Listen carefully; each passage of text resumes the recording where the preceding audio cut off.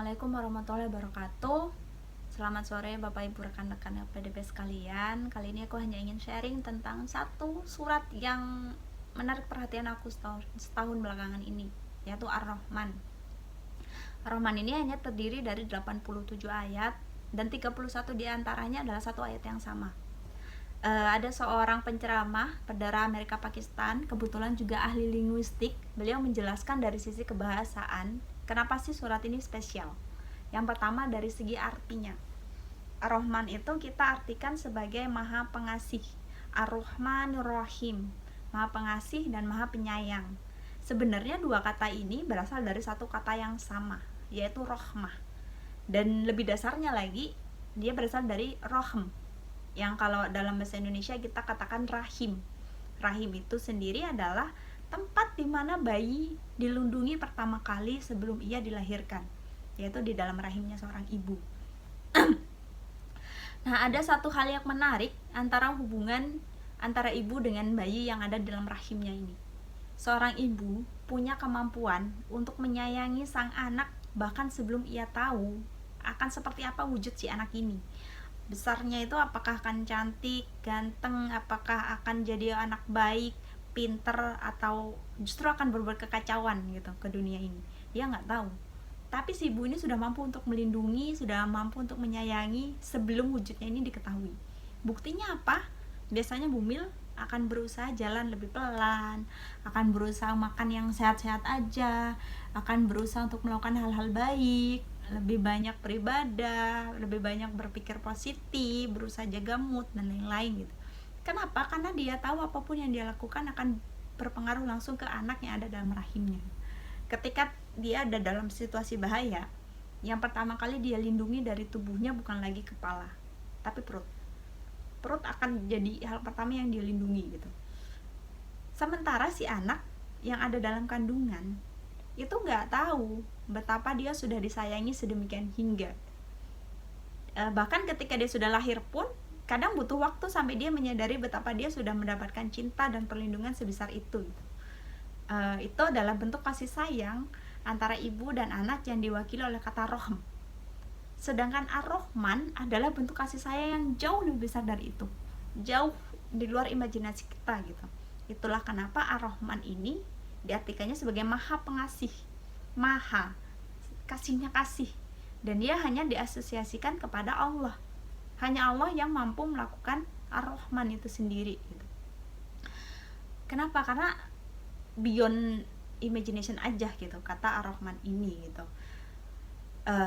Tapi sedemikian indahnya dari arti dari kata Ar-Rahman, sebenarnya surat dari Ar-Rahman isinya itu adalah tentang marah justru.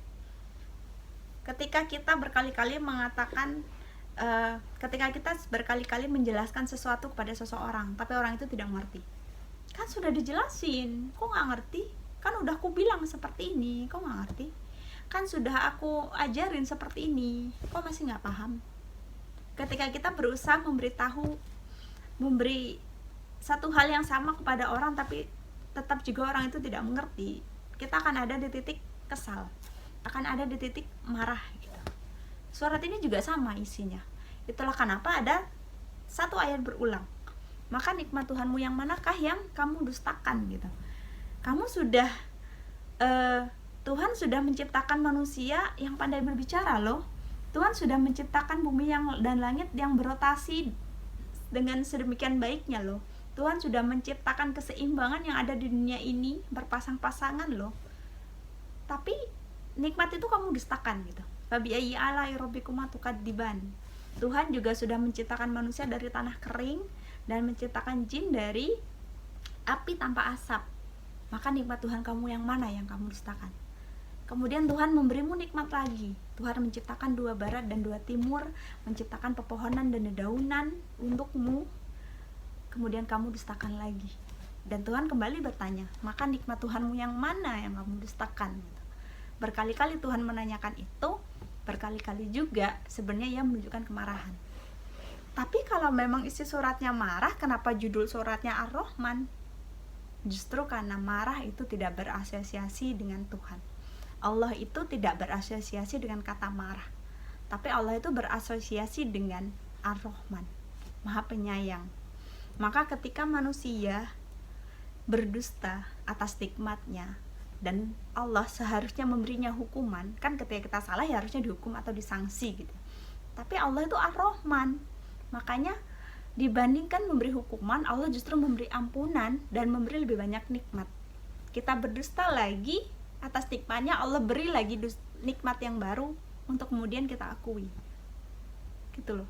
Jadi kayak Allah tuh ketika kamu mendustakan nikmat yang satu, Allah memberimu nikmat yang lain gitu loh untuk kamu akui. Tapi ketika kamu mendustakan itu, Allah beri lagi kamu nikmat, gitu.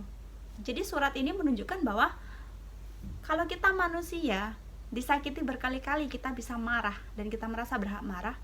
Allah itu tidak berasosiasi dengan marah seberapa kali pun kita mendustakan nikmatnya. Tapi Allah berasosiasi dengan Ar-Rahman. Itulah kenapa setiap kali kita berdusta, setiap kali kita melalaikan nikmatnya, kita justru mendapat lebih banyak ampunan dan nikmat gitu. Sebenarnya Ar-Rahman ini reminder sih, kayak lu nikmat yang mana nih yang kamu dustakan, udah terlalu banyak gitu.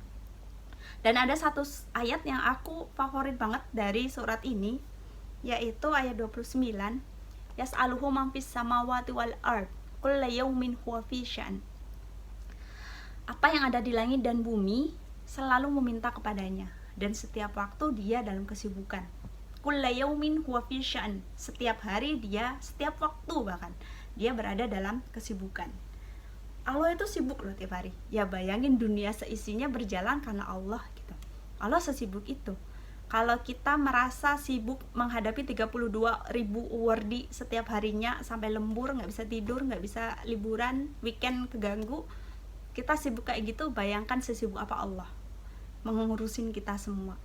Tapi ayat ini tuh menjamin, sekali kita minta diperhatikan, sekali kita berdoa, sekali kita minta sesuatu, Allah hadir, kayak langsung menoleh dan oke, kamu mau apa?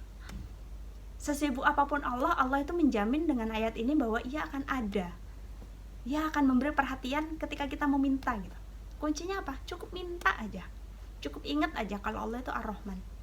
Jangan-jangan nih ketika kita punya masalah besar, berat, kayak rasanya nggak bisa diselesaiin, kayak rasanya udah mau nyerah aja, jangan-jangan masalah utamanya itu sederhana. Kita lupa kalau Allah itu Ar-Rahman. Dan jangan-jangan solusi dari masalah itu juga sederhana. Kita cukup mengingat kalau Allah itu Ar-Rahman. Dan Ar-Rahmannya Allah itu tidak akan membuat kita sendirian menghadapi semua masalah itu. Semoga dengan mengingat bahwa Allah itu Ar-Rahman, itu bisa membantu meyakinkan kita, aku dan teman-teman sekalian bahwa masalah apapun yang dihadapi itu sebenarnya nggak ada apa-apanya dibandingkan Ar-Rahmannya Allah.